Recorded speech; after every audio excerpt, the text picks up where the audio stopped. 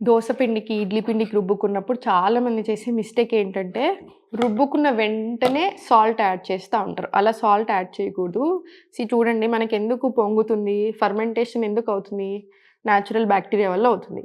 Salt anti microbial. So, దీనివల్ల ఏమవుతది fermentation process అనేది చాలా స్లో అవుతదనమాట. ఇప్పుడు మీరు వింటర్స్‌లో ఉన్నారనుకోండి, ఆల్రెడీ సరిగ్గా అవ్వదు ఫర్మెంటేషన్ లేట్ అవుతా ఉంటది. ఇంకా డిలే అయిపోతది. అండ్ ఇంకొక ప్రాబ్లమ్ ఉంది. మీరెప్పుడైనా సరే అట్లా ఇప్పుడు సమ్మర్స్‌లో కొంతమందేంటంటే కొంచెం సాల్ట్ యాడ్ చేస్తారు. మరీ ఎక్కువ ఓవర్ ఫర్మెంట్ అవ్వకుండా ఉంటది అని. అట్లా చేసినప్పుడు ఏమవుతదంటే మీకు ఆల్రెడీ అసిడిటీ ఉన్నా, లేదా బ్లోటింగ్ ఇష్యూస్ ఉన్నా, గ్యాస్ ఇష్యూస్ ఉన్నా ఇంకా ఎక్కువయ్యే ఛాన్సెస్ కూడా ఉంటాయి. అండ్ మళ్ళీ బాగా సోర్ అయిపోతదనమాట. సవర్ అయిపోతది. సో, అందుకని మీరు సెపరేట్‌గా తీసుకున్నప్పుడు పొంగిన తర్వాత అంటే ఉబ్బుతది కదా పిండి. ఆ తర్వాత మీరు యాడ్ చేసుకొని పెట్టుకోవచ్చు. లేదా మీరు సెపరేట్ తీసుకొని చేసుకుంటా ఉంటాం గదా! మీరు ఇడ్లీ, దోస కలుపుకునేటప్పుడు సాల్ట్ యాడ్ చేసుకోండి. ఇది ఫార్వర్డ్ చేయండి. చాలామంది తెలియక చేసే మిస్టేక్ వల్ల unnecessary bloating issues, acidity issues వస్తా ఉంటాయి. సో, చూసుకుంటా ఉండండి.